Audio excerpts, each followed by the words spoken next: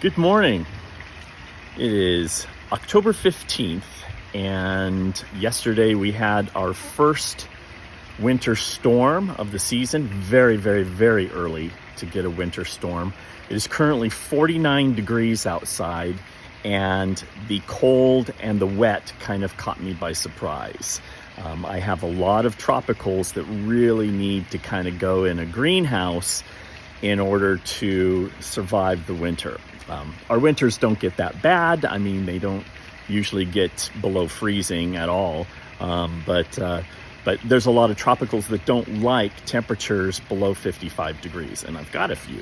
So I figured I would come out early this morning with my breath showing and kind of go through and show you guys the state of my garden. This is my little microclimate area that I created over the summer. I basically just took all of my potted plants, not all of them, but a good portion of them, and just stashed them all together to create a little microclimate. Not only did it increase humidity, but the way they're situated, the morning sun would come in on them, and morning and early afternoon, and then the large bananas would shade all of these in the brutal summer afternoon sun. All my plants are looking really great. The bananas are doing good. I've got 10 different varieties of bananas. Up here, this is my green Caimito, which actually has some flower buds on it. I don't expect it to set fruit. Down here, I've got a wax apple, and then a cherimoya that's going in the ground pretty soon. A lot of these tropicals do really well getting planted in the fall in Southern California because we still end up getting warm days. And the nice thing is we have this early rainstorm. It's supposed to be 86 on Saturday. So we'll have wet ground with some warm temperatures, so the humidity goes up and the temperature goes up, and these things love it. And here's Manila mango that's going in the ground. Jackfruit grew really, really well over the summer. That's probably not going to go into the ground. My star fruit will go into the ground. My ice cream bean will probably go into the ground. That is a cacao that is actually starting to show some cold damage. So I need to get that guy into the greenhouse, which I'm going to be building this weekend. Barbados cherry, growing huge. Got a ton of growth off my black sapote. I've got a new red hybrid Jaboticaba. And down here are a lot of my little seedlings. I got a really nice harvest of passion fruit this year, and I have not seen my passion fruit vine have this many flowers. This is going to be the winter harvest, which all of these will probably ripen somewhere around March. I'm gonna have a ton of them this year. I don't know why, what difference there is, but I've never seen this many blooms on my passion fruit vine. Bananas did well after the little storm, not too beat up. This guy though, he is a little beat up, and I'm not sure why. He just hasn't really taken off. Probably something to do with the soil. Though I know the corm, the root system is healthy because there's a bunch of pups coming up. I've got 4 pups at the bottom of that. Sweet tart mango put on a bunch of new growth this summer. Cherimoya doing great. Set 1 fruit down there, so we'll be harvesting that in a few months. Avocado doing nothing, so we'll see though. We'll see what happens. So this guy right here, this is my fingerling lime. I had horrible disease on it or something. The entire top of it, just all the leaves came off. It died. I was going to dig it up and somebody said to me, hey, it's still green, check the trunk. So I did the scratch test. Sure enough, it was still green. So I cut it way back, cut off all of the dead growth, and look what happened. So you never say never. Orange sherbet mango put on a ton of new growth. These are all on turpentine rootstock too. So turpentine supposedly doesn't do well in Southern California. I'm hoping that the heat that I have here in the west end of the San Fernando Valley helps. This is my lilikoi vine, or yellow passion fruit. Just started setting flowers. And this has been in the ground for 2 years now. And check it out, look at that. There is a fruit right there. I've gone through and I've done some hand pollinating. You can see a fruit starting right there.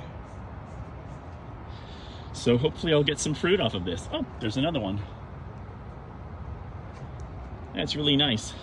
I cross-pollinate it with my purple passion fruit. My Sabara jaboticaba did pretty well this summer. It put on some new growth, gave me some fruit, so I'm hoping that next year I get a lot more fruit off of it. I have a lot of mulching I'll need to do. God dang it, look at that. Fresh gopher work.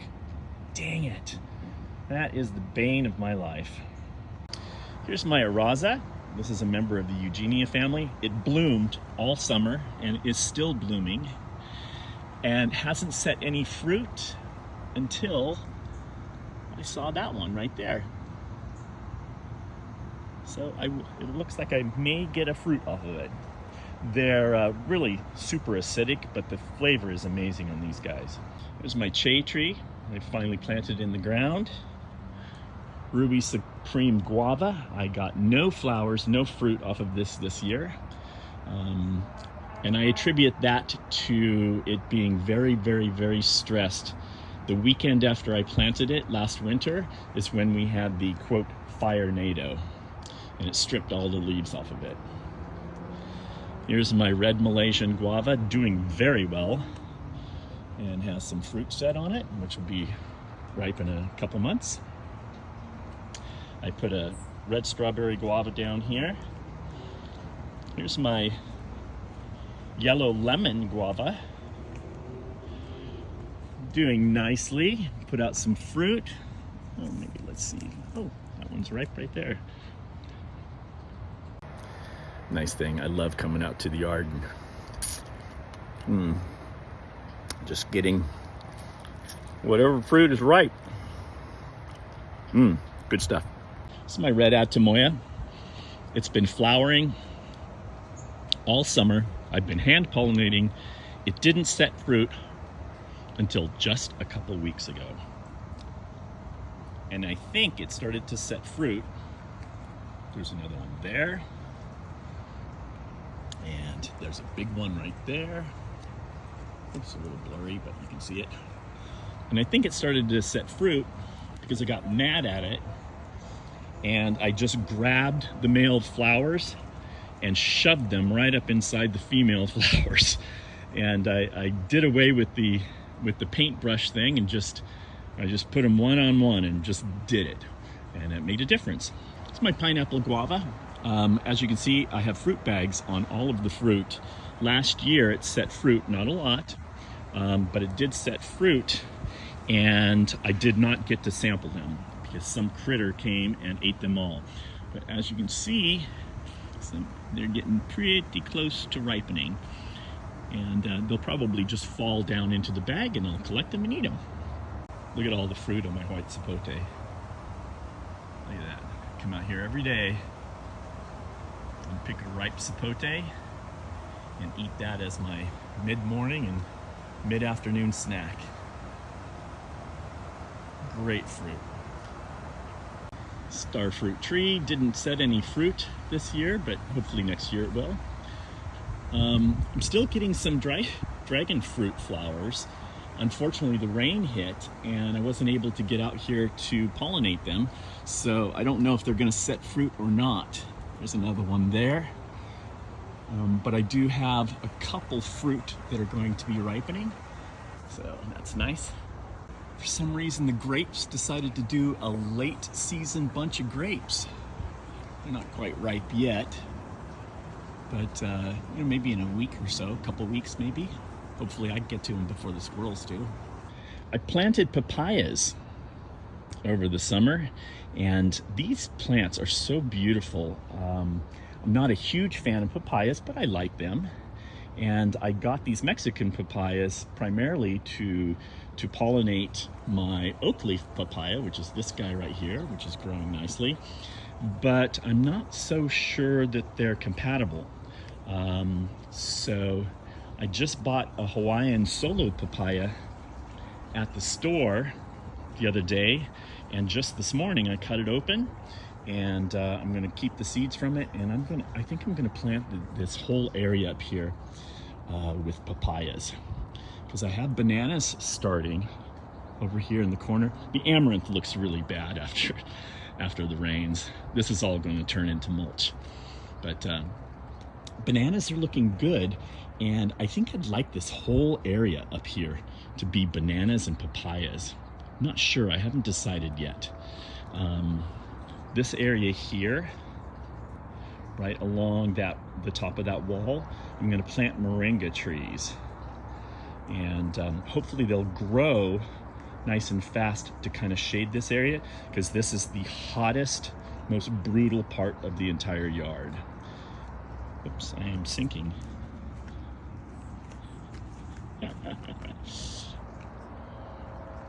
Here is the side of my house, and this is where I'm going to build a greenhouse. So what I'm going to do is I'm going to put plastic from up here and run it over to the fence, attach it to the fence, and the plastic's going to hang down to the ground, and then I'm going to seal in both sides. So this whole area from right here to right here, so it's 15 feet, 15 by, I think it's 5 feet, will be a little greenhouse area. And I'm going to supplement it with lights, and I'm going to supplement it with a little heat. And so hopefully some of my tropicals will survive the winter a little bit better. Kind of cool, huh? I'm going to do that this weekend. And I'll have lots of space. So all these shelves are going to remain, and I'll have plants on all of these. And I plan on putting a shelf along the fence. So 15, maybe 2 15-foot shelves on the fence, so that I can put plants on that. Thanks for coming along with me this morning and checking out my garden in the cold fall morning. But by the weekend, it's going to be 86 degrees. So back to normal a bit. Have a great day. See ya.